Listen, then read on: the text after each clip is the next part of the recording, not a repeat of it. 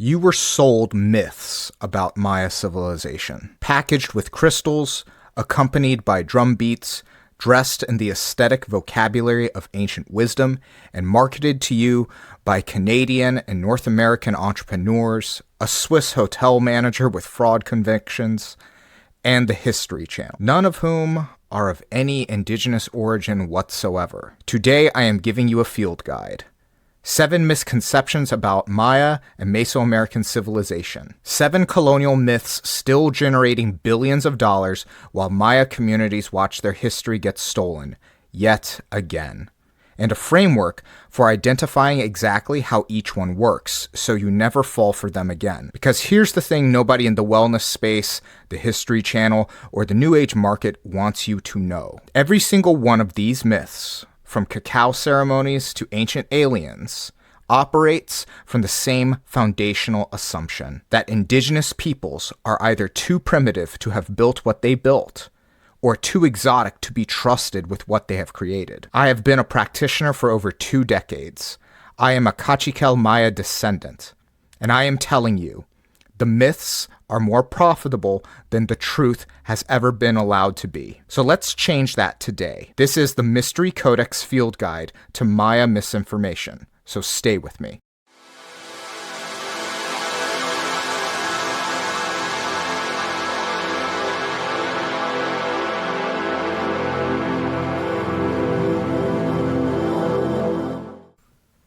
I'm going to organize this into 3 tiers. Tier 1, the outright fabrications. Myths that were invented wholesale. No indigenous origin, no archaeological basis, no ancestral lineage, just Western men with publishing deals and a captive spiritual marketplace. Tier 2, the distortions. Myths built on real indigenous practices and then deformed beyond recognition by colonial projection and the New Age economy. Tier 3, the theft of achievement. These are appropriations. These are erasures.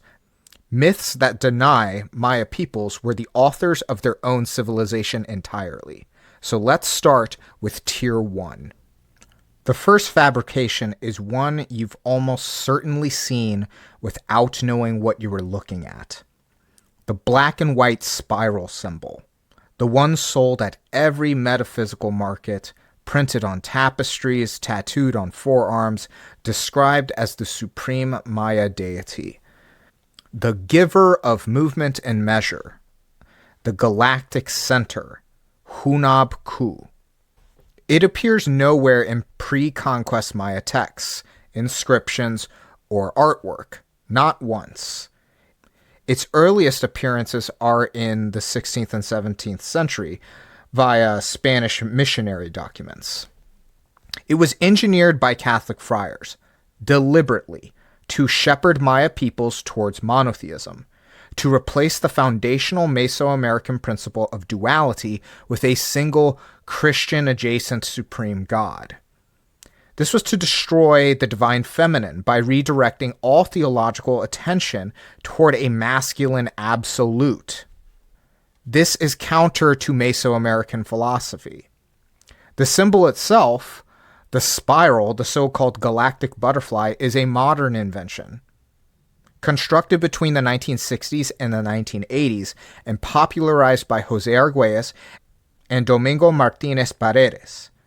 Neither of them were Maya. Here's the irony that almost makes me laugh. Argüelles added yin-yang symbolism to the design, which accidentally reintroduced the concept of duality, the very thing that the Catholics were trying to destroy. So a colonial fabrication got accidentally partially decolonized by a non-indigenous New Age theorist. That still doesn't make it authentic. The real Maya concept that people should be looking at is studying what is known as ku'u. And now this term as well has a lot of Catholic projections and modern secular projections onto it. However, there is a deeper rabbit hole when it comes to ku'u. Some like to say it's the Maya word for God, and that itself is not correct either. But there is some kind of divine ethereal and natural qualities found within this concept of ku'u. The ever-present divine essence permeating all existence. There is no Western monotheistic equivalent of it. It's actually pretty antagonistic to Western monotheism. There's no spiral logo, at least not in the way that is captured with Hunab Ku, just a living theological framework that survived colonization precisely because it didn't need a brand. Now, in a future video and article, I will be discussing Hunab Ku at length and how it ended up on my ritual wall. If you want to support my work, please consider becoming a paid subscriber on my Substack, The Mystery Codex. Paid subscribers not only support my efforts in bringing the absolute best occult content to the various platforms, paid subscribers get access to the Practical Magic Vault, a collection of 4 full-length courses on general magic and manifestation, love magic, wealth magic, and spirit magic. These are not your run-of-the-mill Wikipedia or TikTok curated videos. I give you a process behind the methods informed by my over 20 years of experience in theory and practice, along with case studies to show you that I know what I'm talking about. On top of that, I release weekly content for paid subscribers only. And it's only $77 for the entire year. If you're ready to stop doom-scrolling magic DIYs on social media and ready to start making meaningful change with magic and manifestation, unlock the Practical Magic Vault today. The second fabrication is more recent, and the paper trail is more embarrassing. In 2011, a Canadian man named Keith Wilson claimed he was contacted by a cacao spirit that instructed him to revive ancient Mayan chocolate shamanism. By his own admission, on his own website, he consulted anthropologists who lived in Guatemala for 50 years. None of them knew of any Central American people using cacao for a ceremonial or shamanic ritual purpose. The local Maya shamans he spoke to used tobacco and alcohol. They did not know anything about cacao ceremony. Wilson invented the practice anyway, built a global industry around it, and certified, quote-unquote, cacao guardians. He hosted Chocolate Ecstatic Dance, and his company to this day hosts them as well. Charged Western spiritual seekers premium prices for a tradition that never existed. Now, actual Maya cacao use is sophisticated and well documented. Elite diplomatic beverages, forms of currency, offerings to patron deities such as Ekchua. It appears in burials at Colha, Belize, dating to the pre-classic period. The hieroglyph for cacao, Kakawa, survives in continuous use to the present day. But it was never a shamanic ritual. It was never some kind of soft ayahuasca type of substance. The most sacred plant in Maya cosmology is Ishim, corn. Corn is literally the substance from the Popol Vuh that the gods or the creative forces fashioned in order to make humanity. That is the center of Maya sacred life. Cacao ceremonies don't just appropriate something that did not exist. They redirect spiritual attention away from the genuine, sacred center of Maya religious life and toward a commodity some Canadian invented on a Tuesday. The third fabrication might be the one that makes me the angriest, because science ended this debate decades ago, and nobody in the New Age market cares. Crystal skulls. The life-size quartz skulls that appeared in the 19th century antiquities market, including the famous Mitchell Hedges skull, the British Museum skull, the Smithsonian skull, have been definitively proven to be European forgeries. Scanning electron microscopy, rotary tools, carborundum abrasives, all of it unavailable in pre-Columbian Mesoamerica. Many were carved from Brazilian quartz that ancient Maya artisans have no evidence of even accessing. Smithsonian researcher Jane McLaren Walsh published these findings. The science is conclusive. The fraud is documented. And yet, the mythology surrounding them, that they were created by Atlanteans, that there are some cosmic supercomputers, that 13 must be reunited to avert catastrophe, attributes Maya material culture to fictional civilizations. First, colonizers steal the land, then pseudo-archaeologists credit fictional white ancestors with building what stood on it. Some Maya elders promoted crystal skull mythology during the 2012 tourism boom. I want to be honest about that. It's a complicated calculus shaped by real poverty and ongoing recovery from a genocide that ended barely within living memory. But promoting colonial myths as survival strategy does not make any of those myths any less colonial. It makes the situation even more tragic. That brings us to Tier 2, the Distortions. The long count is real. Let me be clear about that. It is one of the most sophisticated timekeeping systems ever developed by any civilization on Earth. A positional calendar capable of tracking dates millions of years into the past and the future. The completion of the 13th Baktun on December 21st, 2012 is a documented calendrical event. Everything else, though, was invented. The Doomsday Prophecy, the consciousness shift, the galactic alignment, the apocalypse, all of it originated with non-Maya theorists. Jose Arguelles, yet again, in the 1987 book, The Mayan Factor. Terence McKenna's work, even, Time Wave Zero. John Major Jenkins, and the entire ecosystem of the 2012 publishing documentary culture and spiritual tourism that followed. From here, you had numerous Maya elders that were not sellouts speak out against these things. Naturally, these New Age entrepreneurs culturally appropriated various cultures' kind of doomsday or enlightenment prophecies with the Mayan calendar because the Mayan calendar provided them some kind of actual date. And they just filled in the blanks with a bunch of fiction and folklore that came from elsewhere. The 2012 phenomena generated hundreds of millions of dollars in books, films, and tourism revenue. A Reuters global poll actually found that 10% of the entire world's population was experiencing genuine fear over a Maya prophecy that the Maya never made. In China, 500 members of a Christian doomsday cult initiated a mass knife attack on children over it. So keep in mind, it's not simply cultural appropriation. There are lives on the line when people lie about prophecy and culture and spirituality. Maya communities saw almost none of that money, by the way.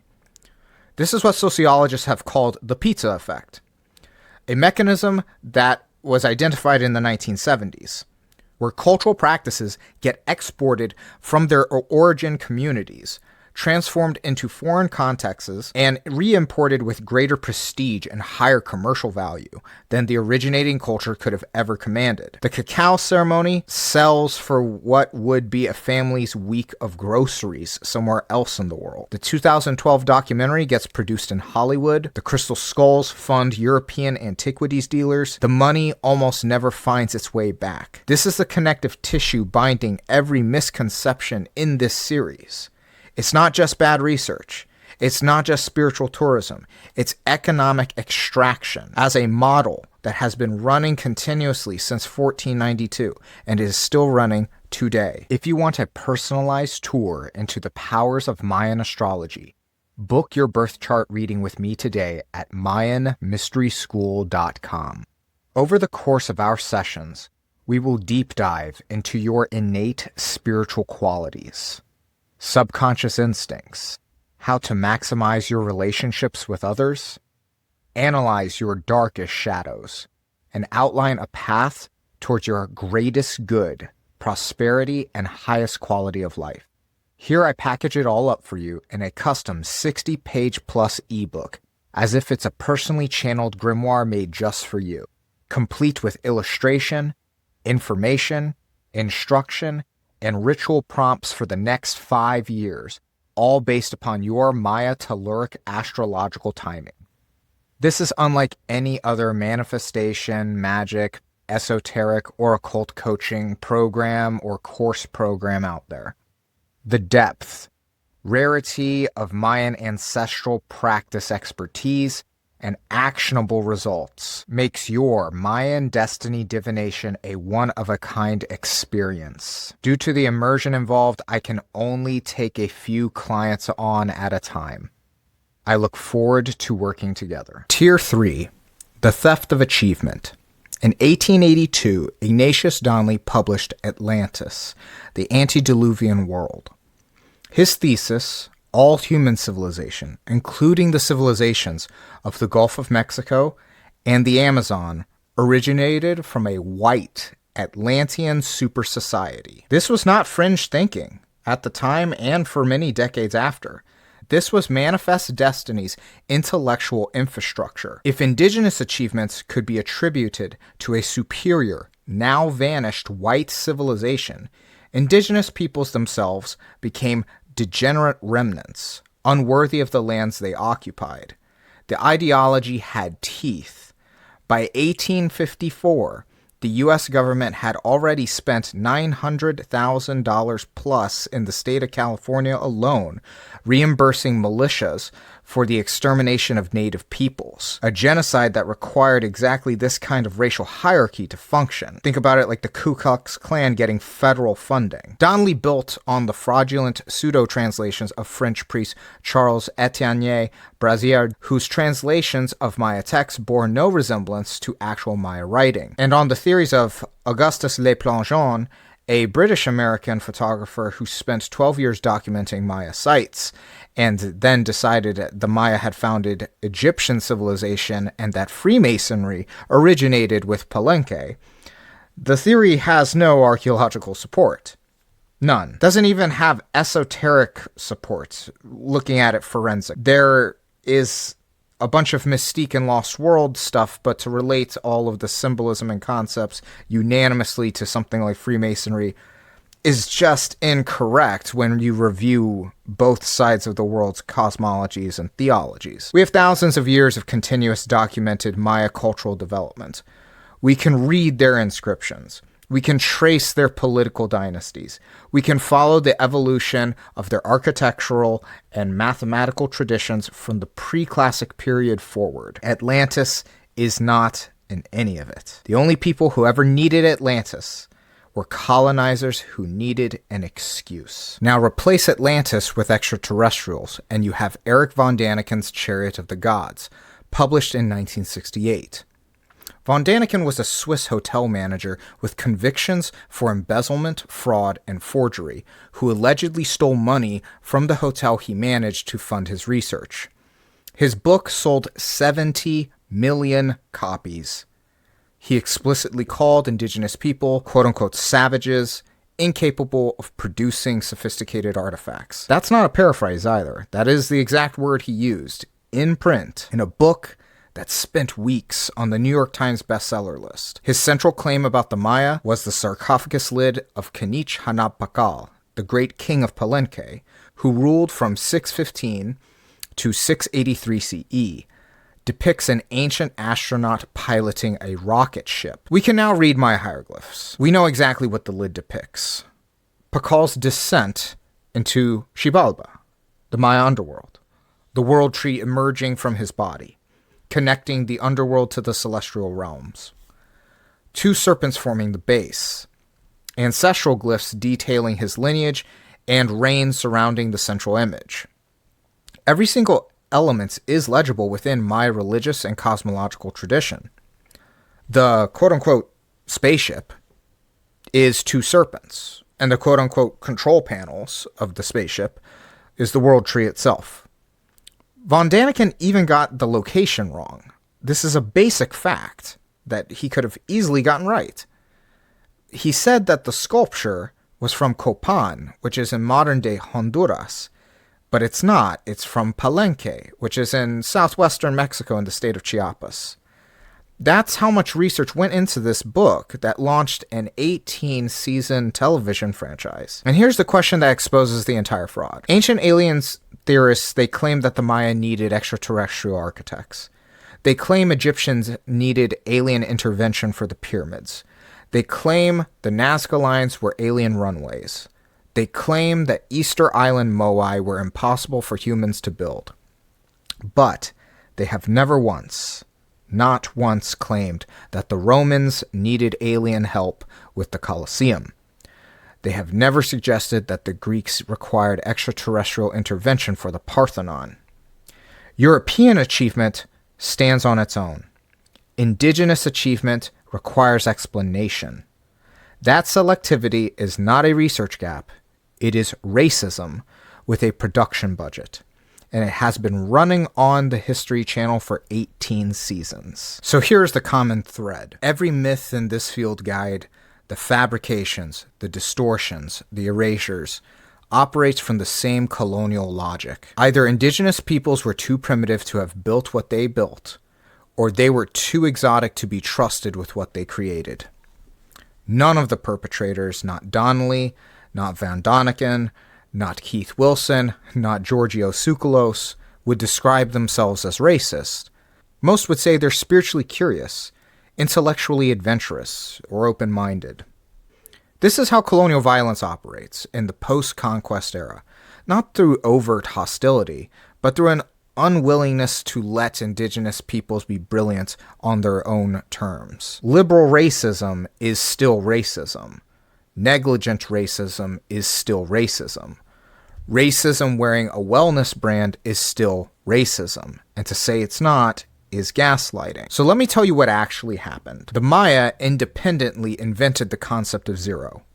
They calculated the solar year to within a fraction of a decimal of modern measurements, arriving at 360.242 days, when the modern figure is 365.242198. They built more pyramids than Egypt, by 10,000-fold, and that's not an exaggeration. They engineered water systems, palace complexes, and astronomical observatories that are still standing. They created one of only a handful of fully developed writing systems in human history. They composed literature, codified law, and developed agricultural systems centered on the cultivation of maize. Maize, which now feeds billions of people across the planet. They did all of this across thousands of years of continuous cultural development. Without Atlantis, without aliens, without Keith Wilson. The real Maya story, the real indigenous story, doesn't need embellishment. It needs an audience willing to receive it from Maya scholars, Maya communities, and authentic Maya practitioners, rather than from some kind of Swiss hotel manager or Canadian cacao entrepreneur, and most certainly the History Channel, sadly and ironically. But what can we do now? What can you do now? Stop sharing the myths. Stop following these sources. The truth is already there. It always was there. It just got buried under a very profitable layer of colonial fiction. If this series is new to you, every deep dive investigation is linked. This will be an ongoing series where I dismantle each of these misconceptions, and there are actual spiritual takeaways in those dismantlings. You'll find that for as hogwash as some of these theories are, there is some kind of antagonistic spiritual untangling that needs to be done, revealing more truth. Kind of like how I hinted at that with the Hunab coup section, but each one of these misconceptions is a sort of historical shadow work. These articles and videos will come complete with citation, historical analysis, and practitioner perspectives, my own and others. If you found this video valuable, share it with someone who needs to see it. Not because the algorithm needs a boost, because somewhere right now a Maya artisan is carving a replica of his ancestor's sarcophagus to sell to tourists who believe aliens designed it. And that has to stop. And stay tuned for more decolonizing spirituality.